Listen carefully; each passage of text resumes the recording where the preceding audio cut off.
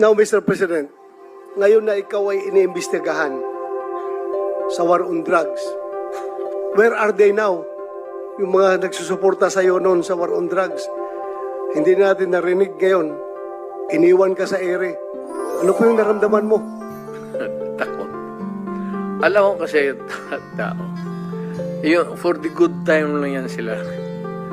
Yung mga crisis kang ganito, wala ka namang kaibigan.